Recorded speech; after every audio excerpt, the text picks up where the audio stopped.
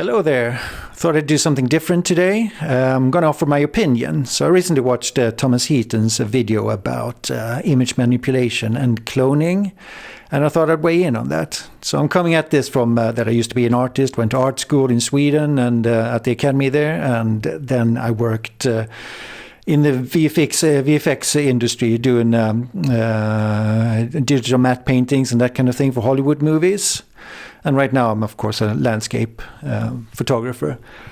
So my thought about this is that everything used to be fine before. We had this discussion for like 20 years. How much can you actually edit and things like that? And it always comes down to that, even Ansel Adams used to do dodging and burning, and he would go crazy if he had Photoshop and that kind of thing. But things have changed, and I think now that AI has entered the fray, we got to think about this slightly differently. So I like to liken it, describe the role of the landscape photographer as some kind of a treasure hunter or a dragon slayer, if you want. So the analogy is that, we go out into the wilderness. It's we're braving wind, rain, sleeping in tents, and all that kind of thing. It can be terrible, and then we bring back an image that we show to the world, and hopefully they get out and think it's amazing. And so we bring the treasure back home to show to the world, and everybody think that's a cool thing, right?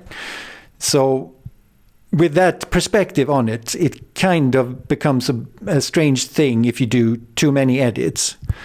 So it's always okay, I think, to remove a few things here and there. Let's say there's a leaf sticking in, you can always take away that.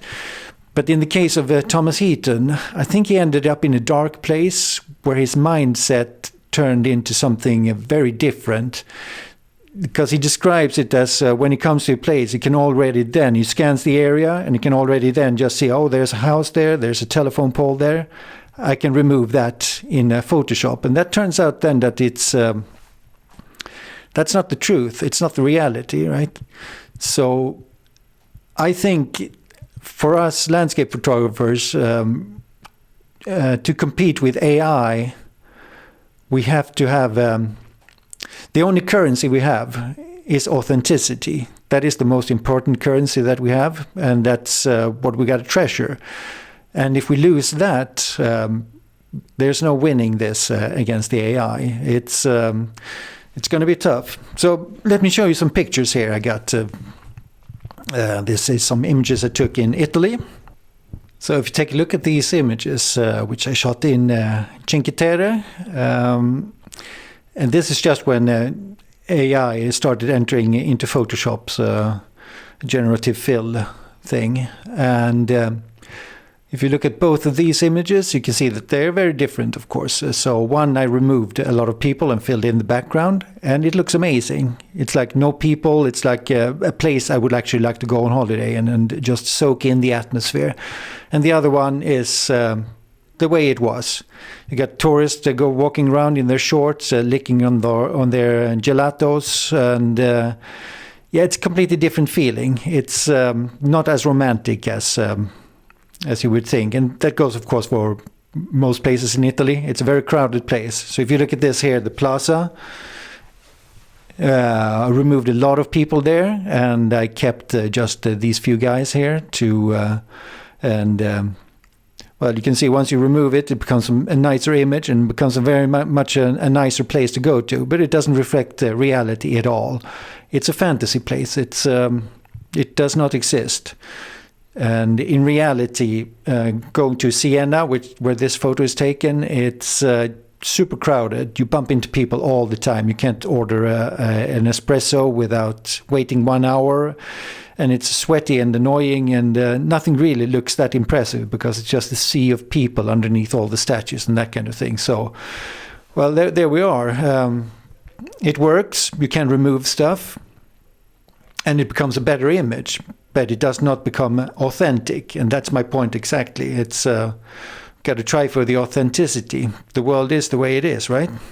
I remember a couple of years ago I went to Gokarna in India, which is slightly south from Goa. It's like a beach paradise kind of a thing.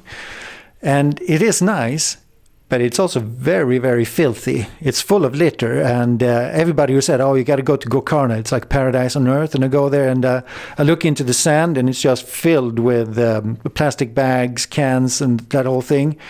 But here's what happens with the brain. I think I wanted the place to be so amazing that I could look past all the litter that was in the sand, and it's kind of like I cloned out all of those things and created this other image of what the Gokarna place would actually look like. And what happens then is, yet again, you don't represent reality. It's a fantasy place. Okay, so it's a nicer place, but everybody else who goes there, they're going to see all the litter that is there. It's not going to represent at all where it is. And that just makes you wonder, what kind of business are we in, really? Are we in some kind of commercial business where we try to make everything look as nice as possible? Or is there another point to landscape photography? And I think it's all about the mindset that you have, how you want to treat landscape photography. It can, of course, be different from artist to artist. But for me, it's some kind of a, let's say it's a hybrid between documentary photography and artistic vision, but they have to go hand in hand. You can't just remove stuff just because you want to create a pretty image. It has to have some kind of anchor in reality. It has to be authentic. And if that means you don't get the shot at that point, well, then maybe you have to try another location, or maybe you make that part of your point. That's also a thing. There are lots of photographers out there who kind of embraces the human element of the thing. And for the truth is that there are not that many pristine locations out there. You'd be surprised how many of these famous photo locations just have a parking lot 100 meters away from them, and that kind of thing. So it's it's a decision you have to make for yourself. But that's my take on that. Well, I recently watched a Morten Hilmer video as well, and for anybody who knows what Morten Hilmer is about, he is a wildlife photographer that spends weeks crawling around in the mud just to get the shot of a badger or a bird or something like that. And he's, of course, absolutely amazing at what he does. And so I'm thinking here that he spends 1 week crawling around on his belly, just getting all dirty, wet, just to catch the photograph of a deer. And let's say in this scenario, he photographs a deer and it comes up with just the ass towards the camera, right? But what he wants is the face, of course. And then when he comes home, he just looks at it and go like, I experienced it like I was seeing the face of the deer, and I'm just going to clone that in. Of course, it doesn't work, and Morten Hilmer would never work like that. It kind of takes away the whole point of him crawling around for a week in the mud, doesn't it? It becomes the image becomes like a nothing. I think what many people might not think about is that the story behind the photo and who created the photo is at least half of the story. It's part of the creation myth of what you actually see. So you can't disregard that how hard it was to get the photo is very important, and how you got the photo. It also all weighs in, as well as it does all the other photos you have taken throughout your career. It all connects together in a way.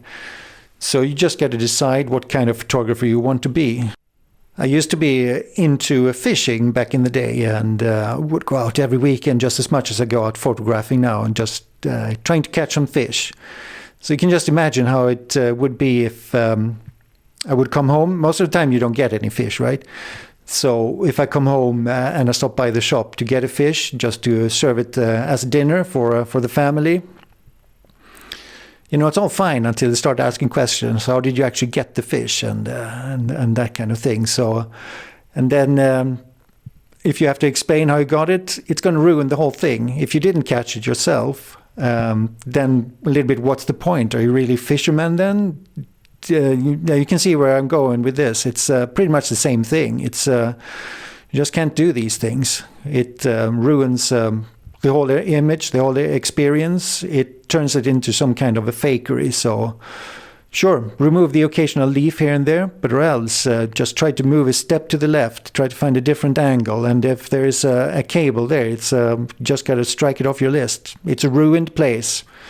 And modernity has entered. And if you don't like it, which nobody does, everybody hates those cables. They ruin every mountain, but what can you do, right? With all that said, I think it's important for photographers to embrace failure. It's not always you have to bring home the fish, so to speak, right? And if you want to see how I did failing, I got this video up here, which is me trying out large format photography and just not nailing focus on any of the shots. I had a fantastic time out, and I really thought I got some really good ones, but they all ended up being kind of miserable. Anyhow, if you have any thoughts, put them in the comments below, and I'll read them, and could be interesting to hear what you have to think about it. Until next time,